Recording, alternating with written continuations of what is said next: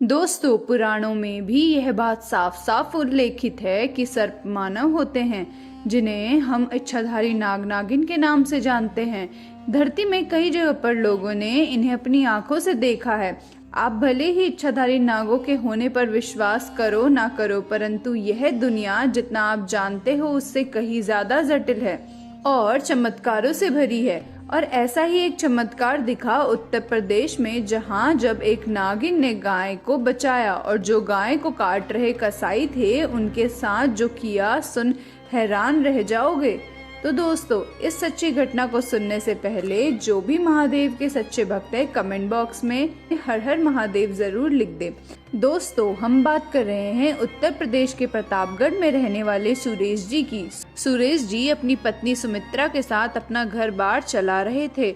सुरेश और सुमित्रा दोनों ही महादेव के परम भक्त हैं, साथ ही दोनों पशु प्रेमी भी हैं। उनके पास 2 गायें हैं जो उनके आंगन में रहती हैं। उनकी सेवा भाव में दोनों पति पत्नी कोई भी कसर नहीं छोड़ते। माता के समान दोनों गायों को पूछते हैं। जहां सुरेश गाय के लिए हर रोज पास के जंगल से हरी घास लेकर आता है, तो वहीं पत्नी सुमित्रा गायों को रोज नहलाना, उनके स्थान को साफ रखने तथा नियमित गाय का दूध निकालना इत्यादि कार्य करती है। भगवान शिव की दया और कृपा से सुरेश और सुमित्रा दोनों का घर बार बढ़िया चल रहा था। कहीं किसी चीज की भी कमी नहीं थी। परंतु एक रात अचानक सुरेश की दोनों गायें गायब हो जाती हैं। जब सुबह वे उठते हैं तो आंगन में दोनों गायों को ना देख वे घबरा जाते हैं। सुरेश और उनकी पत्नी दोनों तुरंत आसपास की जगह पर अपनी गायों को ढूंढने लगते हैं। यहाँ तक कि सुरेश ने कई गांवों के चक्कर भी लगाए अपनी गाय को ढूंढने के लिए, परंतु दिन भर खोजने के बाद भी कुछ पता नहीं चला। जब शाम को सुरेश एक गांव के पास से अपने घर लौट रहा था, तब उसे 4-5 व्यक्ति से पूछने पर पता चला कि करीब 3 आदमी एक छोटा सा ट्रक लेकर आए थे, जिसके अंदर 2 गायें रखी हुई थी। वे लोग बहुत जल्दबाजी में थे। हम तो समझ गए थे कि यह गायें को चुरा कर भाग रहे हैं, परंतु गाड़ी की स्पीड बहुत तेज थी, इसलिए हम कुछ न कर सके। इतना सुनते ही सुरेश सब समझ जाता है और दुखी होकर जमीन में गिर पड़ता है। वह समझ गया था कि कोई कसाई उनकी गाय को चुरा कर ले गया और अब सुरेश के मन में बुरे बुरे ख्याल आने लगे, जिसकी वजह से वह और भी ज्यादा दुखी हो गया। सुरेश घर गया और रोते हुए सारी बात सुमित्रा को बताई। सुमित्रा अपने पति को तसल्ली देते हुए बोली, आप रोते क्यों हो? हम महादेव शिव के भक्त हैं। मुझे विश्वास है कि वह जरूर हमारी मदद करेंगे। और वह कैसे हमारी गायों का अहित होने देंगे?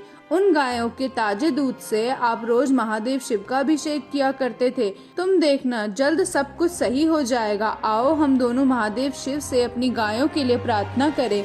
दोनों शिव की पूजा में लग गए। उधर वह कसाई लोग दोनों गायों को ट्रक में ले जा रहे थे। तभी ट्रक का एक टायर पंचर हो जाता है। कसाईयों को चिंता सताने लगी कि अगर कुछ जल्दी नहीं किया या फिर मुख्य मार्ग से इनको पैदल ले गए तो लोग देखते ही हमें पकड़ लेंगे। उन्होंने सोचा, गायों को क्यों ना जंगल के रास्ते ले जाते हैं और वहीं काट देंगे। तीनों कसाईयों ने गायों को एक जंगल में ले जाकर एक पेड़ में बांधा और उन्हें काटने की तैयारी में जुट गए। तभी एक कसाई की अचानक से चीखने की आवाज आती है। दोनों कसाई जब आवाज की तरफ बढ़े तो देखा कि उनका जो साथी कसाई है उसको एक सांप ने काट लिया है और ठीक पीछे कई सारे सांप भी आ रहे हैं। दोनों कसाईयों ने अपने साथी को उठाया और डर के मारे गायों को वहीं बांधा छोड़ भाग निकले।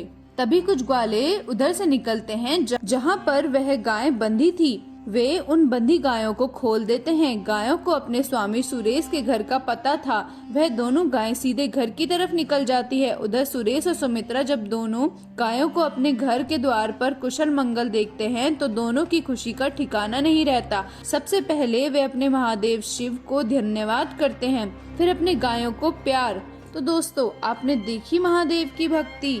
अगर कोई भी भक्त सच्ची श्रद्धा से उन्हें याद करे तो महादेव मदद के लिए खींचे चले आते हैं। तो आप भी एक बार सच्ची श्रद्धा से महादेव का जयकारा कमेंट बॉक्स में जरूर लगा